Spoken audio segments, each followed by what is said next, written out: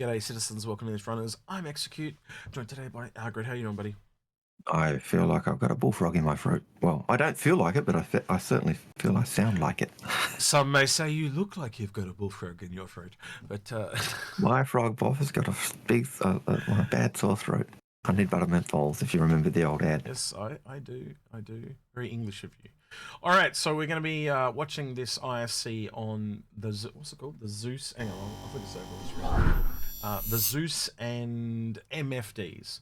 There we go. So, I find this very interesting. That they're going in, obviously clearly going to be going into the Zeus, and CitizenCon's a month away. I'm starting to realize from the Argo Atlas and this, This is kind of content you're thinking for CitizenCon? Or? This is stuff we would have seen at CitizenCon previously. So just how jam-packed is CitizenCon going to be? Like, if you're one of those hardcore people like us as we're coming out of this lull period, if you think back to every CitizenCon you've seen and the nickel and diming they have to do to hold over shit for CitizenCons, and now they're freely giving shit a month in advance? Yeah, they're shoveling it out. Yeah, like... That's true. Like if you think about it, we would never have seen the Atlas in testing or on screens or being talked about before CitizenCon, unless it was mined. You know, 100%. Whereas now we are. So I think that bodes well for the information we're getting at CitizenCon. Yeah, well, it definitely. If it's not the release, it's definitely going to be the biggest CitizenCon we've ever seen. And I know that's easy to say because everyone's bigger than the one before, but I had someone literally reach out to me last night, and that person knows who they are, but they're someone that's normal hardcore viewer type person. And yeah, I basically replied them and just said, like, it's exactly what we say on stream, man. It's we thought it was going to be up until the gala disappeared. Now, could it still be the release? There is possibility, but I think if it is, it's a limited release. That's the way I would think. Oh, look, I think the fact that I've heard that they will do a gala style event at a later point, and what you said makes sense. The fact that the gala event was where you get all your stars to, and they've got this one, contractual obligation clause they can call on the stars to get them to an event. Yeah. They can only use that once for each star, and so you want to maximize it. And the fact that it's not ready for launch is why they cancelled it. And it makes sense. I know you probably didn't see this yesterday, but they actually, there was yesterday or the day before, but they announced the PS5 Pro, and I told you about that. There's just there's no games for it. Like, nothing new. No new games to show off. So they would be absolutely desperate for games to be converted over to work on this thing. And I it's the only thing I can think of. Like, we don't have enough information, obviously, so we are kind of grasping at straws to why it possibly could be delayed. But that would be one of them. Sony have just made it a requirement that it works for both. And we'll throw lots of money at you, and you go, okay. Yeah. No, but they can just make it a requirement. If you want it on PlayStation, it's got to work on both. It's just it's like Xbox. They've got two consoles, and it's got to work on both. And all the developers said it's a nightmare trying to get it work on the lesser one. In this case, the lesser one is the established one. So it probably doesn't take as much to dial the graphics up. But as I said to you, you've got to sit there and play through the game repetitively to make sure it's optimized scene by scene and works. And again, you can't just go, here's this level. You almost want to turn it up as much as you can, but not too much in every single one. So that requires multiple playthroughs, multiple testing, and again, minimum type of 5 months type of deal. Again, if you I have friends in the industry, they basically turn around and said, we don't have PS5 dev kits yet. This was only like 2 weeks back. Now, if they're announcing this thing, you think that's why there's no games, because they haven't had the kits. So again, they're trying to sell something. And again, if more people knew about these dev kits, no one would be buying a PS5 Pro, because again, there's no games really made for it or tailored to it.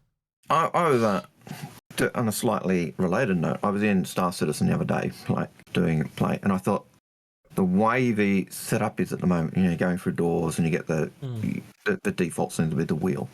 Yeah. You know, you click on the door. It's just it felt, gee, this is seems very keyed to a controller. Yeah.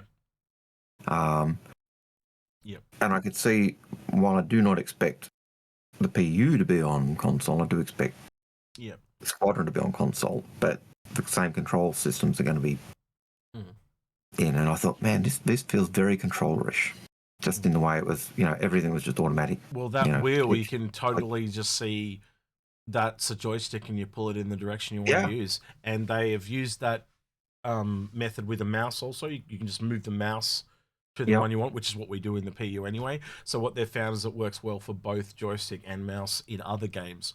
But I tend to think it's a little slow and clunky on mouse. Oh, I don't like the wheel, to be honest. Yeah.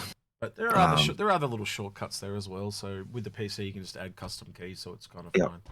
All right, let's get on with it. We've waffled. 6 minutes into the video, we haven't even clicked play yet, so this is crazy. Yep. All right, here we go. First introduced at last year's CitizenCon, the RSI Zeus is steadily working its way through the ship pipeline to its intended release. And on this week's show, we'll take a look at 2 of its variants, as well as the new MFD rework that you've seen glimpses of here and there. It's a multifunctional show. Let's get to it.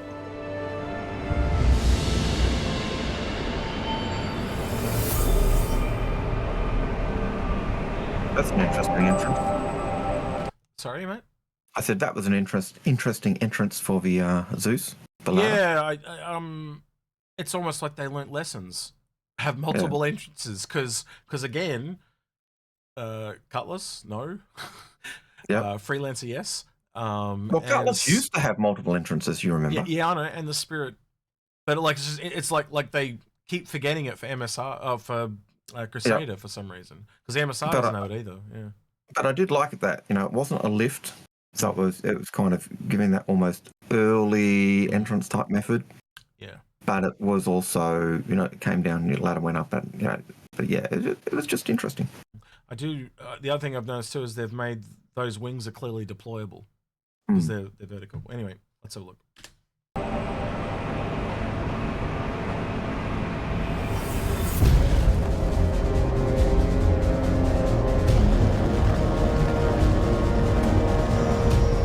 The RSI Zeus Mark II is a reimagining of the original RSI Zeus. The Zeus was the first mass-made human exploration ship that was capable of doing quantum travel. We didn't want to just make the Zeus again. We wanted to kind of pay homage to what made the Zeus important, what made it iconic back then. We wanted to kind of give that an update and kind of bring it up to modern day visuals and you know, make sure it really feels RSI. It's RSI style, but we feel it's almost a improvement upon the style. It's sort of an evolution of the style. And so players will appreciate If you go back that little bit, you actually see the wings are deployed in that one. Yeah, well, that was obvious from other shots. The other thing I was going to say is that guy, Nathan. RSI style, but we feel it's almost a... He's clearly from Montreal. I reckon he's one of the new Montreal people, unless I'm wrong. But I just get the feeling, because we know that this one was worked on by Montreal, so yeah. Improvement upon the style. It's sort of an evolution of the style. And so players will appreciate the consistency with other RSI ships, but you can see the technological advancement of RSI. Did you notice that? I didn't, but what? Advancement of RSI. It deploys. Wow. Yeah. That's really cool. Because, well, in the concepts, it was like fixed. Yeah. So I wonder if they've made it so the top one is fixed and this one's. That's awesome. And if you think about it, like having deployable turrets, it is the RSI styling, because you've got the Connie where the turrets are under that shield, and when they pop out, the shield opens and the turret pops up. So it's still fitting with that family style and that, as they said, the RSI styling, but it's been upgunned or upped in terms of Yeah, how it does it. makes me wonder if they had some kind of clearance issues. But again, they had a ladder to the end of the ship, so I can't see whether they have any clearance issues. But maybe it was just a choice. They had space to do it, so they did it. Again, Yeah. that's just really cool. I like that. And I can already tell just from the outside. Outside, we haven't got inside, but I can just tell that this very popular ship. I think I can safely say that is going to be very popular. I can just tell that. But yeah. All right. Yeah.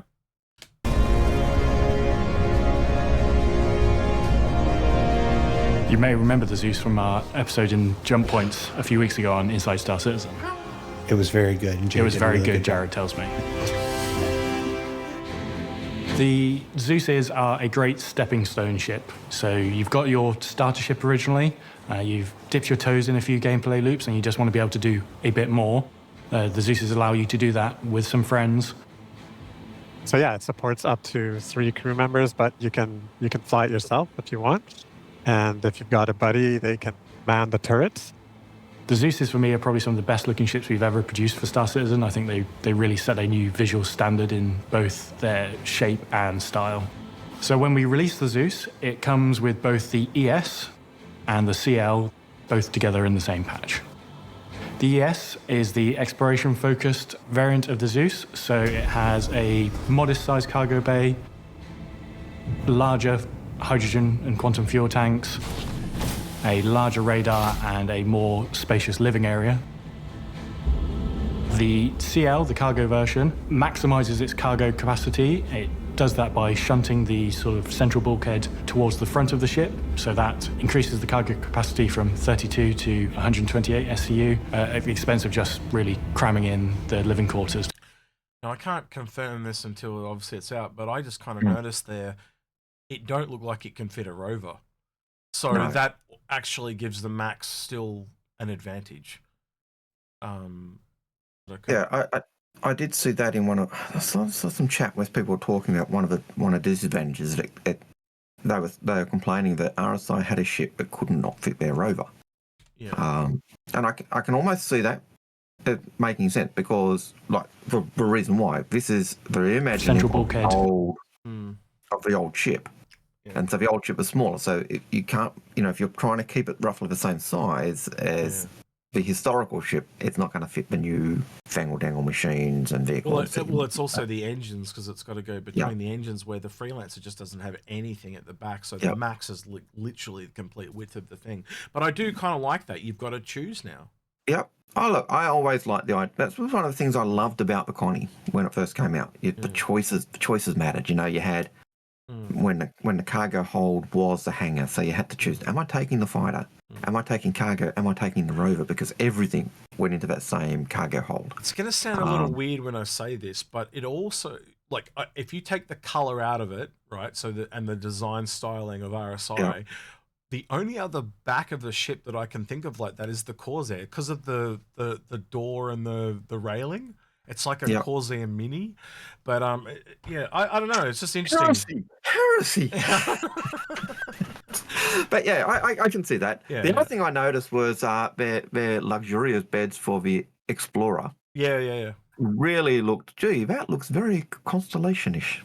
What also looked a little. I don't know if it reminded me of the ones on the Idris with the door things and the so it's almost like Aegis beds in a way too. So again, maybe that's just an older styling. So yeah, all right, well, let's keep going.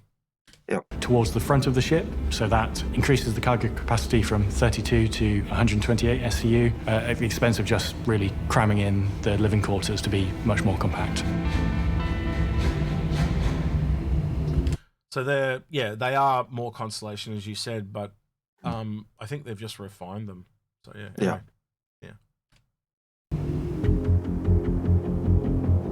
The exterior of the Zeus ES has got that very kind of iconic RSI arrowhead shape. We tried to stick to what was like the homage that the concept made of the first Zeus. It keeps the kind of central fuselage. You've got this big kind of central mass with these lovely kind of quite fast and aggressive looking wings. And they kind of just help to make it feel quite aggressive and quite... I've just had a realization. Do you remember how I was talking about, and I brought it up a few times, the Zeus ST?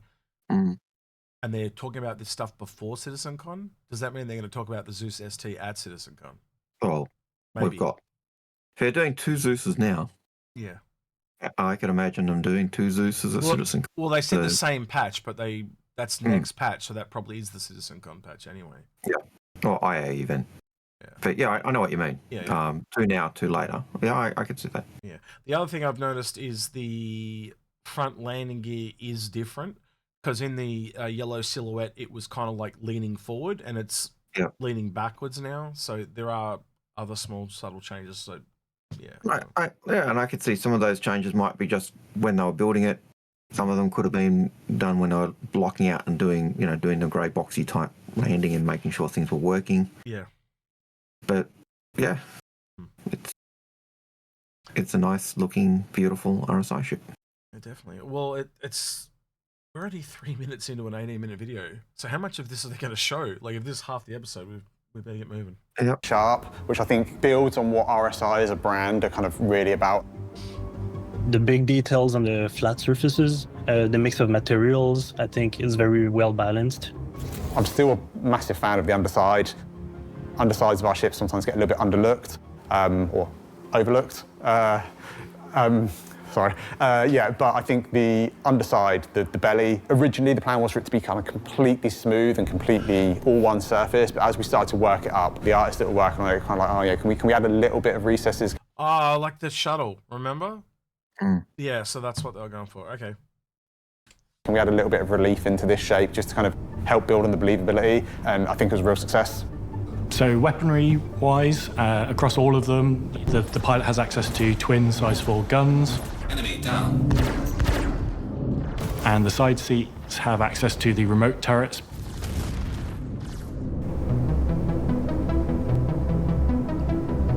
When we look at the difference between the ES... What? That looks sick. That does look great. And it was just an arm that went straight out in the concepts, and that's like they're not lying when they said it went to another level. Wow. Yeah. Like, that is the type of thing I can remember you talking about an articulated arm for some of the other ships. But that just... Yeah. Damn. Yeah. Damn. And I was going to say before, I've got a feeling that the Seal is going to be the most popular variant, especially right now, because Exploring is not working right. And then both being the same price. But down the track, the S might be the more popular one, but we'll see. Well, I can see that loading system there with the articulated arm for the tractor, and I imagine it's also got a camera because it's going to be remote control. Yep. It's going to make that is going to be the best ship in terms of people wanting to load cargo. Brand new shiny, and they've just up the cargo hauling thing with all the physical loading and unloading. And you've got this awesome articulated arm, so you can sit there and literally line it up and move it in. Yeah. It almost makes you want them to go back, and you do hope they go and make small changes like that to Cutlass and Freelancer and stuff like that. But again, I'm almost hearing that too from what John Crew said, where it set a new standard. They're like, well, if this is the bar now, we've got to bring everything else up to that bar. So that shows they've got to go back and bring everything else up. You know, I could see I could see Drake not necessarily going for that, because they get a duct tape version. But they do a duct tape.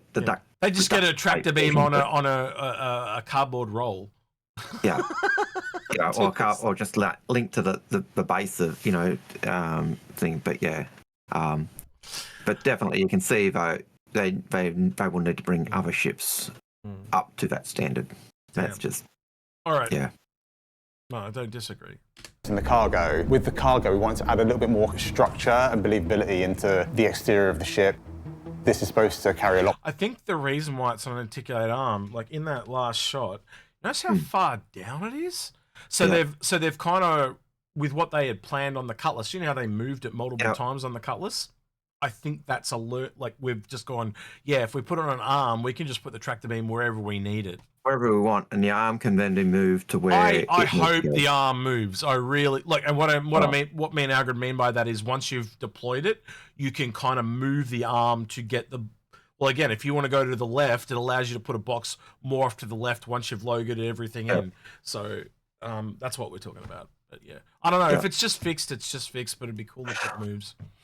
Yeah. Well, just looking at that, I'd assume it has to fix, because otherwise the boxes, you can't get the boxes.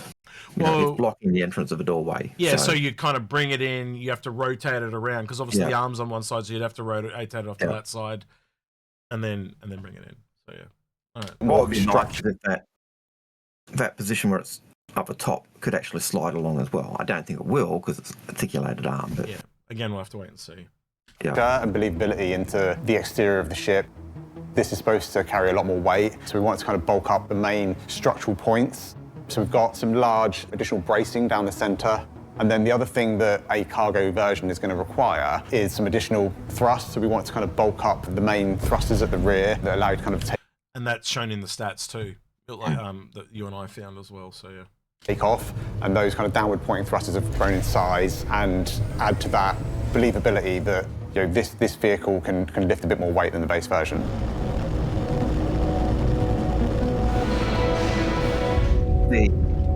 The other thing that just made me think of, if they're bulking up the cargo version, what it also gives them the ability to do is strip it back for a racing version, like the... Or lightweight materials or whatever, Yeah. True. So if we start at the front of the ship, it's quite a tight space. One of the things that we kind of really realised early on with the vehicle is that we crammed a lot of stuff into the space that we had to play with. So the cockpit is quite tight. You've got a nice kind of three-person cockpit up the front, and the seating arrangement echoes that kind of arrow shape that we see on the exterior of the ship, and that just helps to make the pilot have the important up front seat, but also just ties everything together a little bit, which is lovely. As we go back through the ship, we go into the airlock and the engineering area. Very nice. This area changed quite a bit during the vehicle's development. We actually opened this space up a little bit. We took out one of the bulkheads. One of the things we realised as we kind of got into production was that there was maybe a few... Well, I called it. That was the ladder, Algared, when we were talking whether it could be or not. That's definitely it. Too many doors. This really was the ideal place to kind of remove one of those and open that area up a little bit. So we've got this engineering section that has the kind of main docking collar and also has the ladder exit. So we've got our kind of two front exits on the vehicle. And then as we go back through the corridor section, we have like a bit of a crossroads, so you can either go into the kitchen. Was there stairs in the concept? I don't think there was there? I can't remember. Yeah. But I do. Area. Yeah, I think my Connie might be getting retired. I think it'll be getting updated, Algared. Give it time. I think it will definitely get updated. Algared, knowing you'll have your Connie and this. Like, I know you too well. Well, I already do have this and the Connie, but yeah. Well, I don't. I don't know, but But my Connie is my probably favoured daily driver.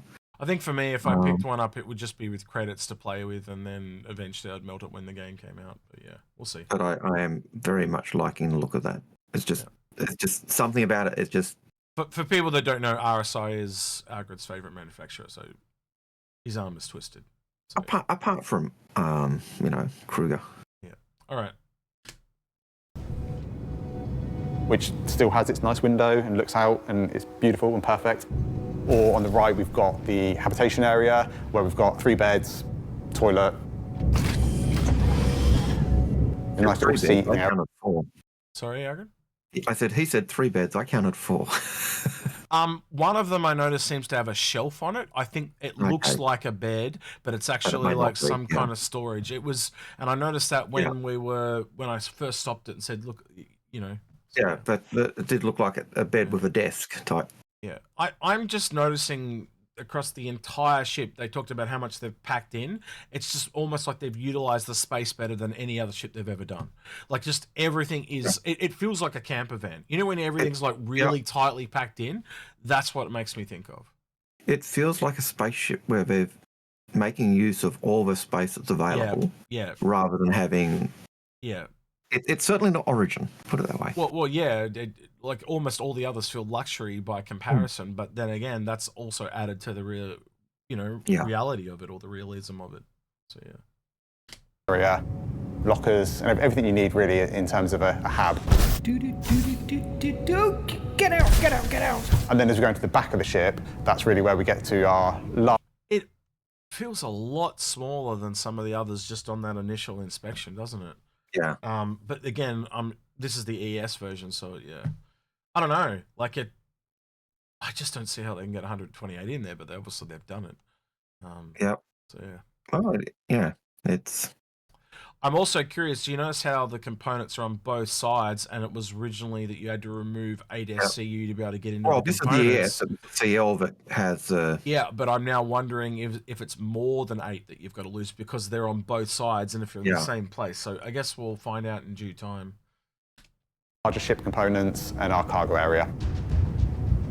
With the cargo version, the Clipper, there's obviously a lot more space dedicated to cargo compared to the base version.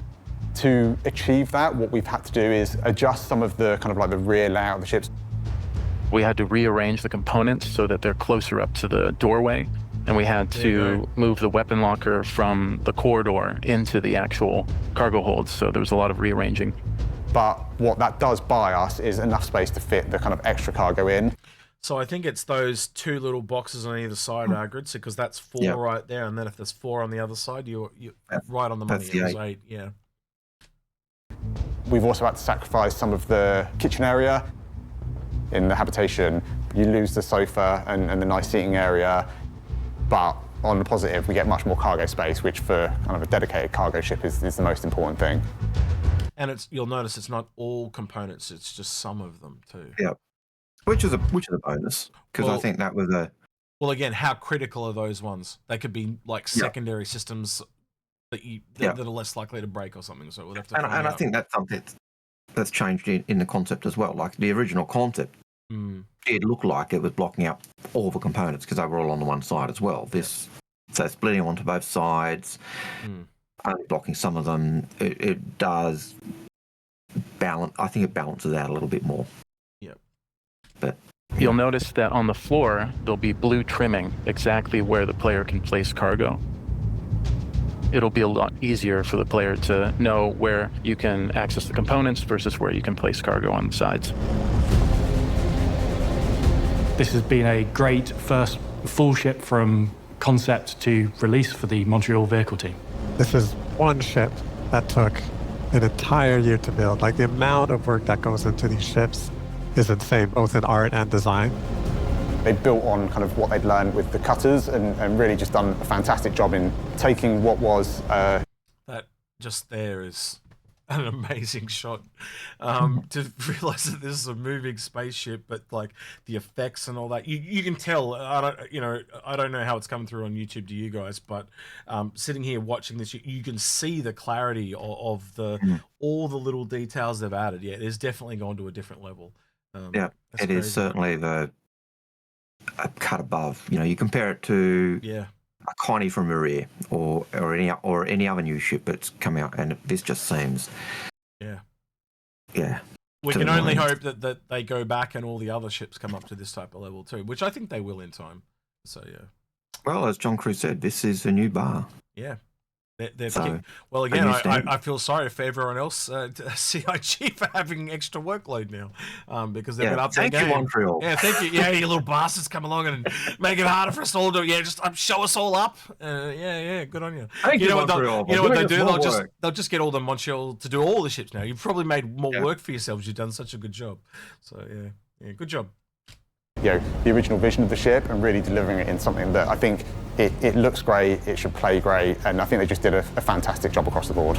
To me, the final product shows there's nothing in any other game that can come close to the level of detail, the amount of thought that got put into every button, every component bay, everything, is in its place. So the Zeus is another great addition to the fleet of ships in Star Citizen, and being RSI, it obviously has that special touch, sharing the name with our company and founder. And we are excited to see this ship set foot in the verse and push along the RSI style ahead of a big year for RSI ships. Big year for RSI ships. We called it. That's all I'm going to say. We called it. We did say that, and we're not the only ones, but we. Wow.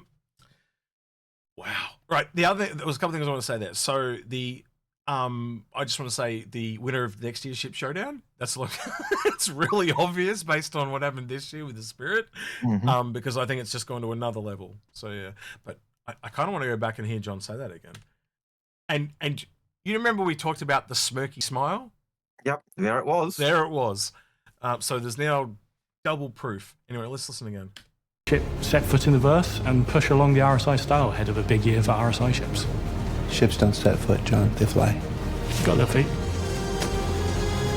He's technically correct. They do have landing gear that are like feet. Yeah, I agree with him. Yep. He upstaged Jared again. It's like hobbits. It's like, what? Hobbits? The hobbits, you know, for footses. Okay, I'm now picturing hairy landing gear, which is kind of weird. Anyway.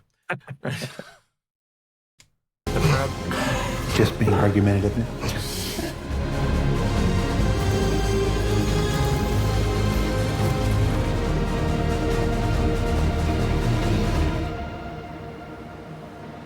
The MFDs and the ship HUD and the PU, it's old. And the actual UI itself is very small. One color, they're all in one color. Text is too small to read. It's very samey, right? It has a bunch of stuff on it that you don't really use. Not very new user-friendly. Any user-friendly. Yeah, any user-friendly. It was good for its time. It did the job. It got us where we are today. But it's time for something new, and that's what we're going to talk about.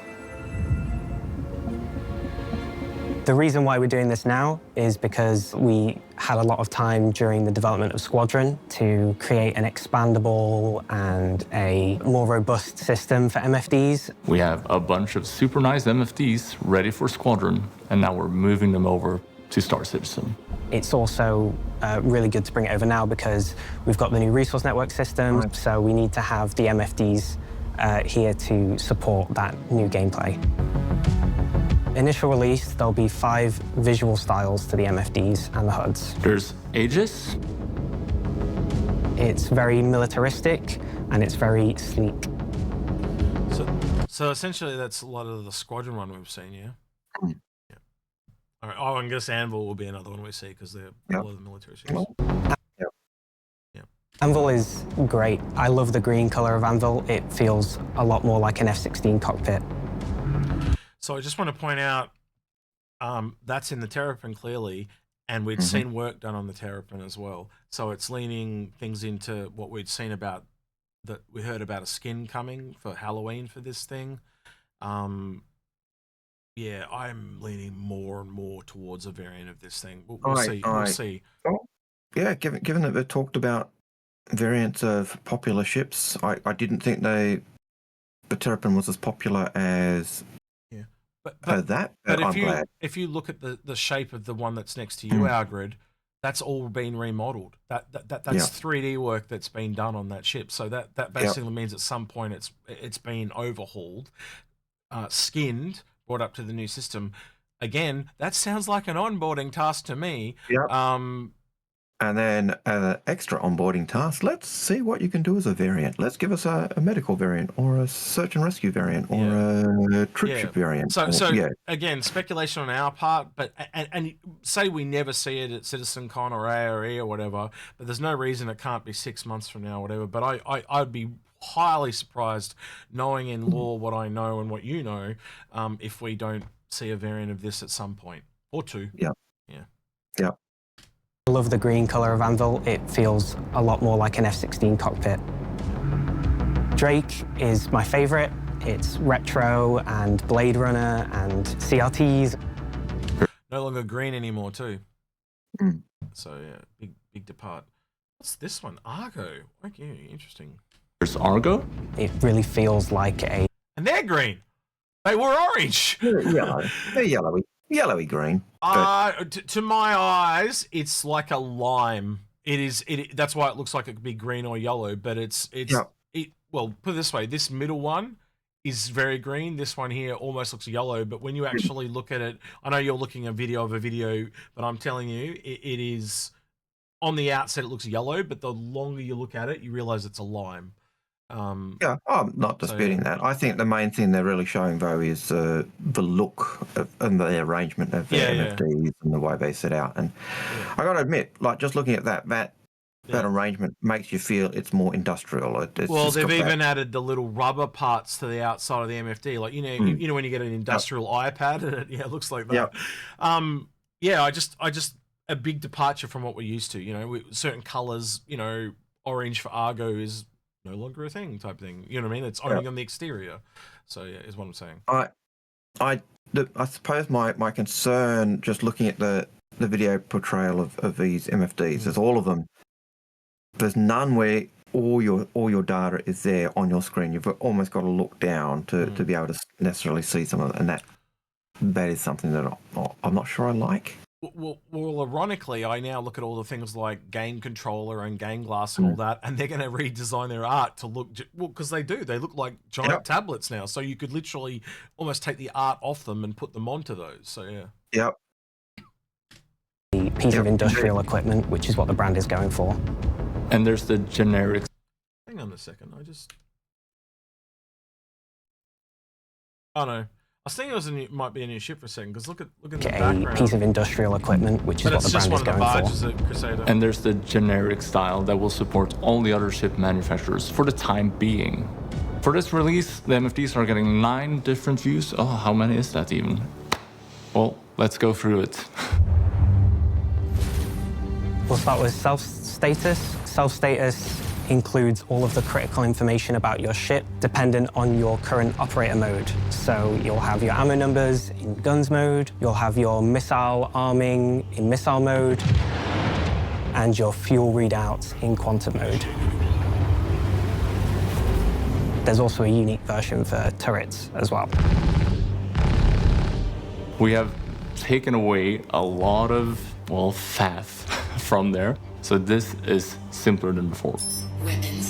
It's more condensed, and it links into the new systems that have been developed in terms of vehicle features. For example, it shows your updated gimbal modes,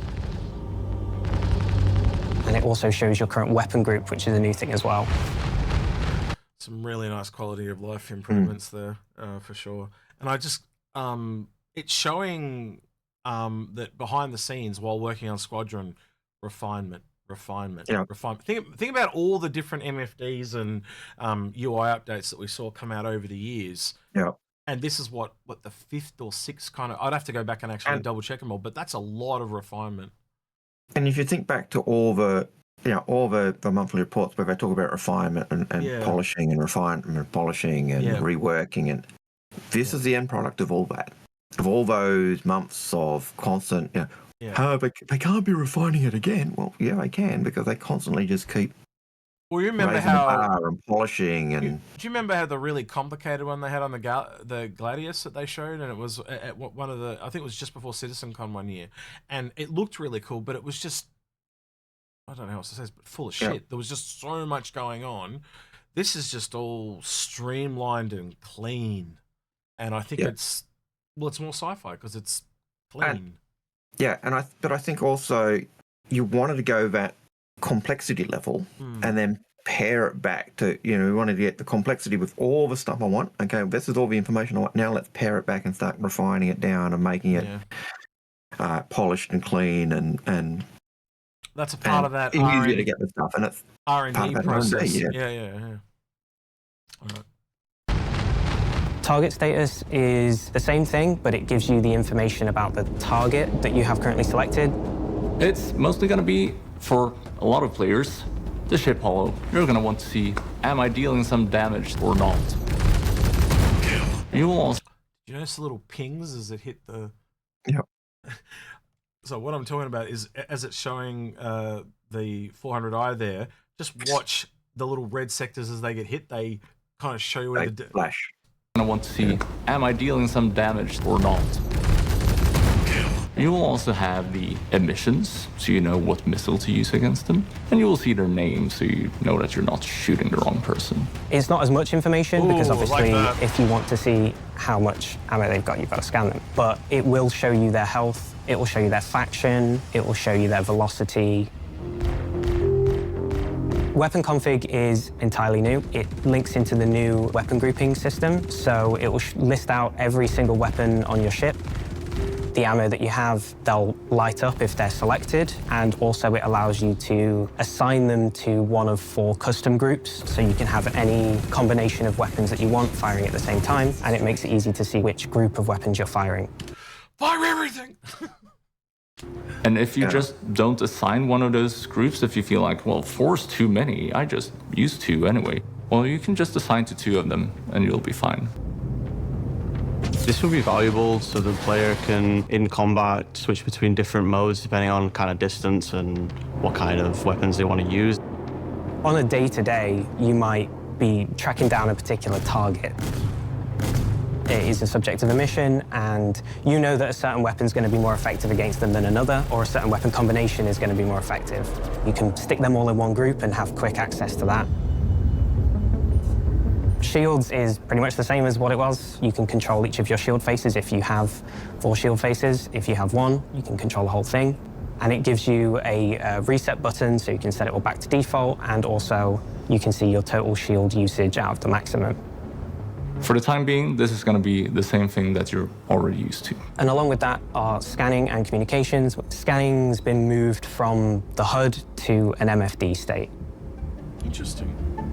For new screens, the biggest one is power management. Engines on. It's a simplified version of what you'll find on an engineering terminal, but it's for sort of daily use for the pilot.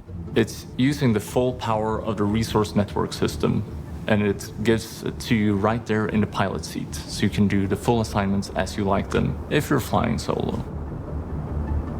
This is also where you will see your emissions, so if you're doing anything stealthy, you go into power management, you set your settings to low, and you will see your emissions adjust accordingly. You can turn on and off different systems in the ship. You can apply different levels of power to... Would have liked to, again, we can't obviously see what controls they're using, but I'm just seeing here, like watching him do the side-to-side thing. Would have been cool if there was like either the scroll wheel or some kind of key you can hold down and drag with the mouse. That would have been really cool. So again, early days, but massive improvement. But I can see that there is even room for more, is what I'm trying to say. Oh, I can see, as I'm looking at this, that some of these controls, I'm thinking, man, ships with a co-pilot able to control some of them Mfd'S. And I can see, like, even on ships like the Defender, where you got your co-pilot, if he's able to control the shields and do all that type of stuff, just that power management. What do you mean, Algared? Finally something that the co-pilot can do? I know, radical concept that, but you know, if you've got controls that the co-pilot can actually manage, and that's going to raise, you know, ships that people who use that capability. It's going to raise. I can see that raises the effectiveness of a ship through the roof. Just because it means the pilot's not necessarily doing X, Y, and Z while he's supposed to be flying or dogfighting, or maybe I'm just showing that I'm a noob. But you know what I mean. Yeah, I get you. Turn on and off different systems in the ship. You can apply different levels of power to each system. You can see your total output, how much you're using. And you can also see different status readouts for those systems. So if something has run out of power or it's offline, it will also represent that on the power management MFD. Engines off. Along with that is the diagnostics view. The diagnostics view is where you go to check in on your ship. If something's not feeling right, well, maybe check diagnostics. It will show you the wear that component has taken, as well as its current health and its status, whether it has any errors, and there'll be a summary at the top of the screen that shows you how many of your components have errors. And last, what I'm really excited about is the configuration screen. I was just sitting there watching him shoot that component. A summary at the top of the screen that shows you how many of your components have errors. Yeah, I think And last, what I'm really excited about is... You know, I must have gone part. But I was just wondering, there's no bullet holes or anything. So they're going to have to do that at some point, Yeah. The configuration screen. It takes a lot of the settings that were hidden away in the options menu or just in the back end and puts them right there for you to toggle in-world on your MFD screen. Another instantly. quality of life. The configuration view is great. You can now turn off unwanted UI if you really wish to. You can turn off the cast, which is my favorite part. If you have screens on the top left and top right of your screen, then you can turn off those casts now to clear the UI a little bit. So this configuration screen allows you to configure a few aspects of some different MFD states, as well as what goes on your HUD and how that looks. You can finally control what goes on our HUD? We can finally control what goes on our HUD, yeah. So let's talk about the HUD. Using the configuration screen, you can choose whether or not you're showing your MFD casts, which are simplified and more tactile versions of the self-status and target status screen. Functionality-wise, it's stuff you know already. You have your velocity, you have your afterburner, you have your annunciators, and you have different indicators. They show critical information when you can't look at your dashboard in front of you. So if you're in a fighter and you're looking up in the sky, you can still see that, as well as allowing you to still see that information when you're in precision targeting mode. We've decided to clear up all of the nonsense we have in the middle and kind of make it out of the way of the middle of the screen. So what took so long, Joe? I'm sorry, it wasn't me. Oh God. Poor Josh, such bullets. We've also done a little bit of work making the radar and the HUD feel more diegetic and making it look like it actually exists in the cockpit with grounding effects and emission rate origin points as well. It all just feels so much better. It feels real. So with this new ship and vehicle HUD, it's just going to be a clearer experience overall. It's going to be clearer in the sense that you don't have stuff in your face all the time. It's going to be clearer in the sense that you can actually read the UI. So I think you'll be very happy with it. It's going to be such a nice thing to just be out in space and be able to see space, right? So what did we learn this week? Well, we learned that the Zeus is the first ship made by the newly established Montreal vehicle team. That the MFD rework is an exciting and easily usable and customizable upgrade to what we've had before. And that it plugs nicely into the upcoming resource network and engineering work scheduled for Alpha 4.0, which will, of course, we'll be showcasing next week. For Inside Star Citizen, I'm Jared Huckabee. Thanks for letting us share the people and process of game development with you, and we'll see you all here next week. Alpha 4.0 next week, yeah. So that's hopefully. Interesting. Yeah, so 4.0 is coming next week. No, Again. well, again, talking about it, not the patch, but yeah. Okay, yeah. Man, there was a lot to digest there. That's a... The MFD section is like, there's a lot in that, and the new ship is... It's kind of hard because it's like they've given us a newer controller, but we don't have the thing to, because you've got all that other gameplay that comes on the other side of that. But it's needed because then now they all work, you know what I mean? It's kind of like we said at the start of the year when we did that episode with Tomato. This year is all about foundational stuff so you can then roll the gameplay out on top of it. Yeah. So, I think the other thing that really came out is from what I was saying, it's clear that cleaning up those MFDs and everything else was part of Squadron's workload. And now we're seeing, and it's one of the things we've said all year, is we're seeing the stuff that they did for Squadron now being ported across into the PU, and we're seeing the benefits of the PU. So everyone who was saying, why are they working on a Squadron and not my game? They have been, and we're now seeing the fruit of that coming through. So, yep, absolutely. All right. Yeah, is there anything you want to hear from people below in the comments, Algared? Oh, what do you guys think of the Zeus? What do you guys think of the Zeus? And what do you think of the MFDs? Algared just asked, which ship are you melting to get the Zeus? That's what he's just said. Oh, what ship are you melting to get the Zeus? Or do you already have it? Yeah. I think the other thing is I think the Clipper is going to be the flavor of the month just for now.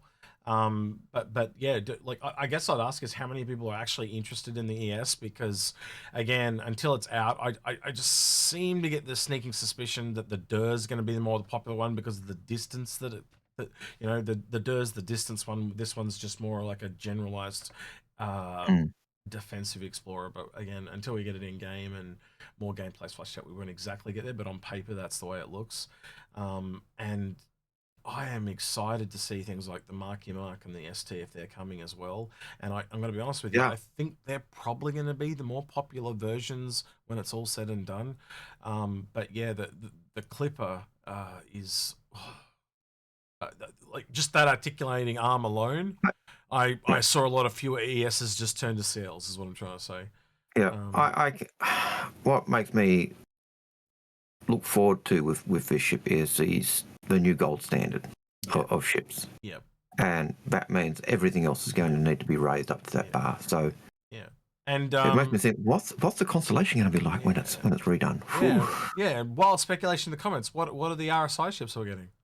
You know, I'll just check that out there. So yeah, there's obviously like we know there's a whole bunch that are, you know, what was it, 7 new ones type of thing. So well, we know the Polaris is coming because but that's 7 unannounced. Yeah. So that's a So what lot. are they? Yeah, so yeah, again, there's got to be a couple of RSI ones in there. What other onboarding tasks did they do after the other ones? Stuff like that. So yeah, it's going to be a really big CitizenCon AIE. We're going to get smashed out. Too many ships to look at. You know, we're going to be like chucking them out like buyer's guides like crazy. So yeah. All right. First impressions and buyer's guides. Yeah. For your heart's content. That's right. Yeah. All right, then. With that, don't forget to like, subscribe, ring that notification bell, and thank you to everyone that went an extra mile on Patreon at the end of the video. He's been Algared. He's been Execute, and we're out of here. Take care. Just before we go, I just want to say this is a 51-minute episode. We took an 18-minute video and turned it into 51 minutes. That's all right. Because we are so wonderful. I don't think we can be the only one gushing like this, but yeah, crazy. All right. See you, citizens. Yep.